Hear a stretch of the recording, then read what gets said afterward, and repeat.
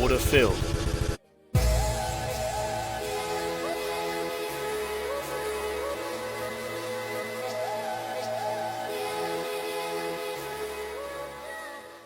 Alright, what's good everyone? Welcome back to a new YouTube video. In this YouTube video, we're breaking down exactly how I caught in about 119 points trading my 30-minute Power 3 model, which is also recapping how I had made just about $3,500 trading my TradeVit live account. And unfortunately, I did not take this on my fundeds, just as market conditions right now are just not the best. They're rather low probability in my eyes, at least for my model. And due to that, my trade frequency has been cut down so small, to put it simple. And I'm just not risking as much as I have in the past on my fundeds and putting more focus on my live, just as it's so much more simpler just because of how much limited drawdown I have on those said funded accounts. Now, as we can see right here, this is my overall recap or my overall account report on my live account for this week. And some people, not many of you, because again, for those who actually know how I trade my model, you guys know how it works.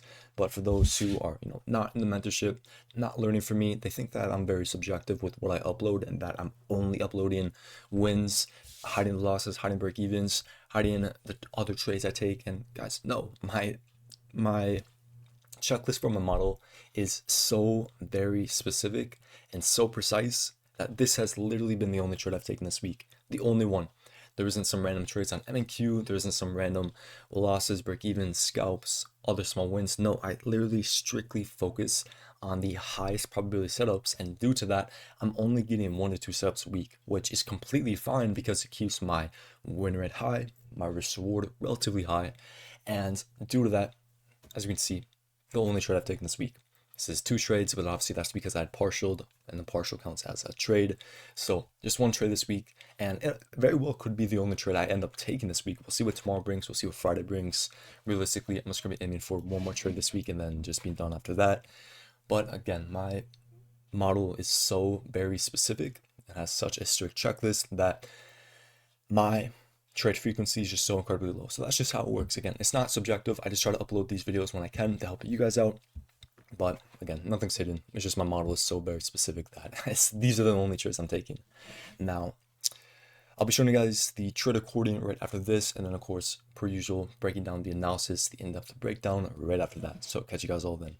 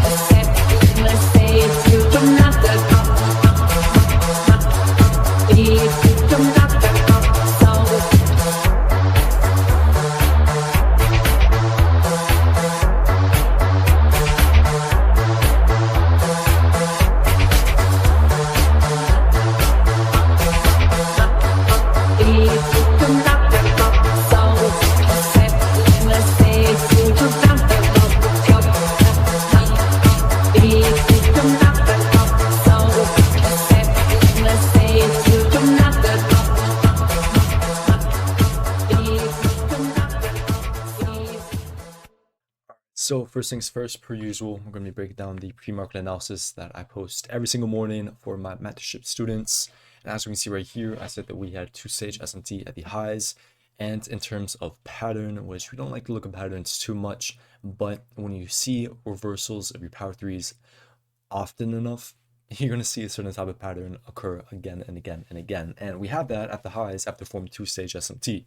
And then at the lows, we had another stage of SMT. And I said at the beginning that potentially, based off of the overall development of the daily power 3, that I may just see and wait until 10 a.m. opens to see which side forms pretty much a confirmation for me that would confirm which side of delivery I want to be a part of, which I can't really go over on YouTube. But overall, I was more leaning towards shorts. I said immediately we'll look how the 30-minute power 3 develops at New York Open, and I'm willing to go either side, but I'm preferring shorts. So I made it very simple that I'm willing to go either side, but I'm preferring shorts. We're going to trade based off of how the 30-minute power 3 develops. If the 30-minute power 3 doesn't give us anything, just accumulates, then we would wait for 10.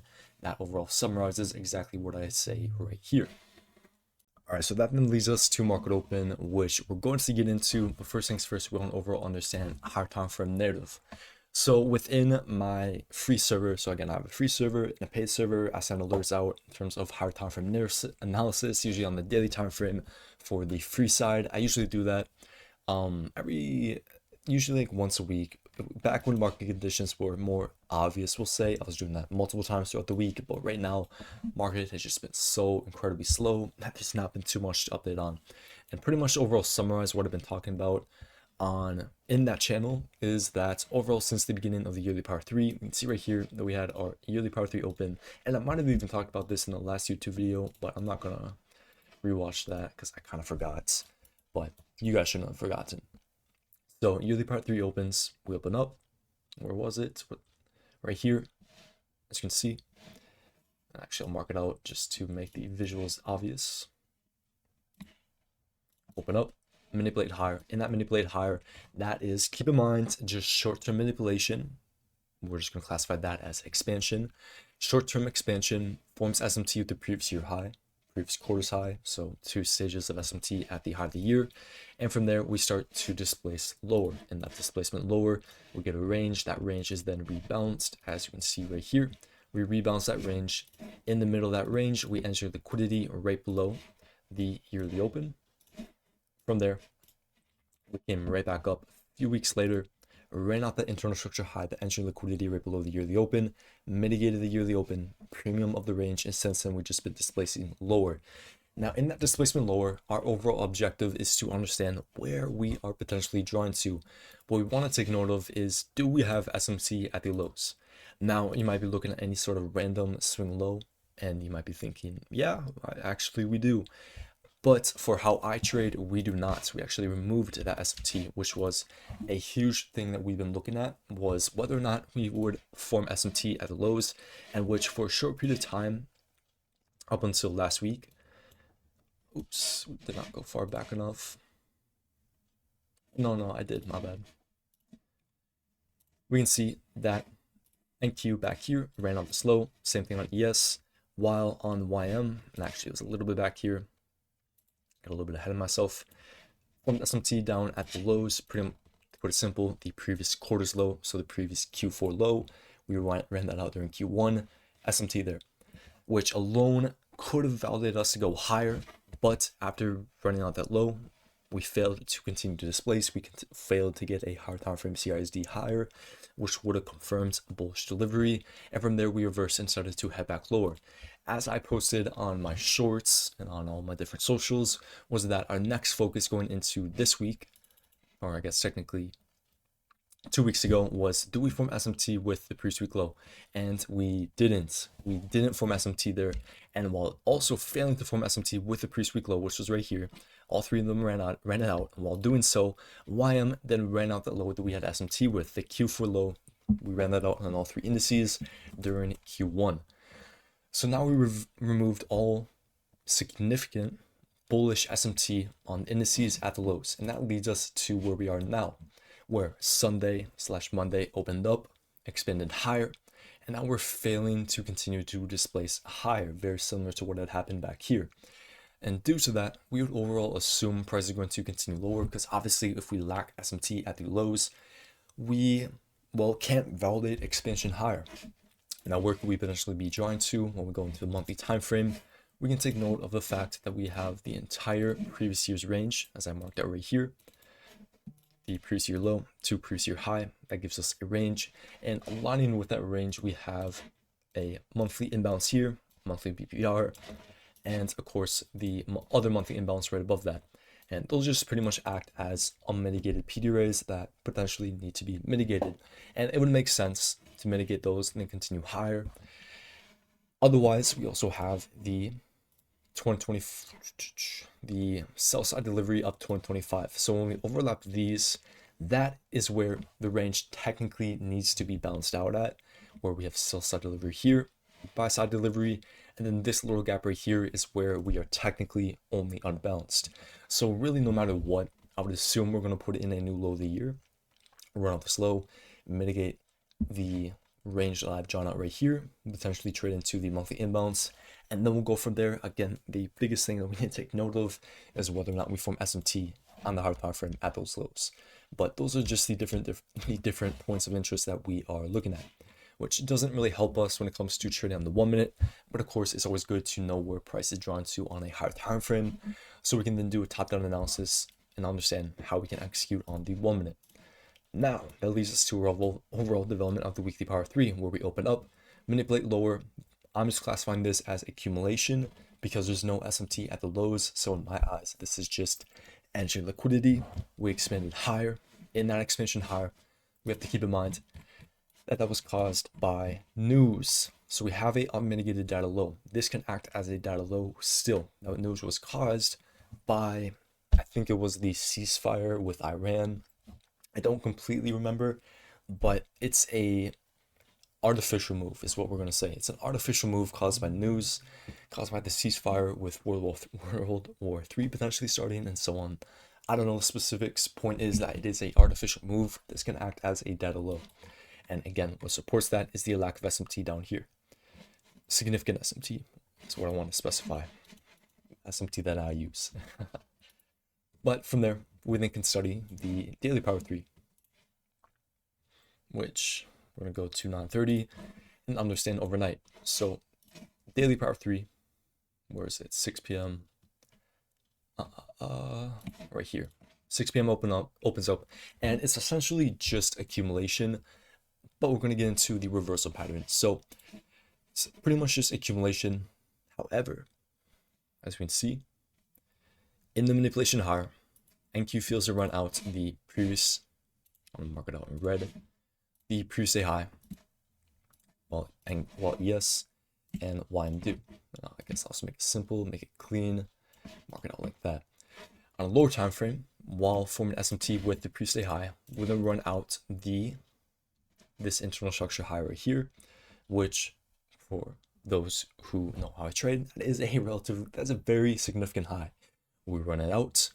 Immediately after running out that high, we reverse 50-minute CRSD down, 50-minute imbalance. So your classic 2022 ICT sell model is presented right in front of us on 50-minute time frame.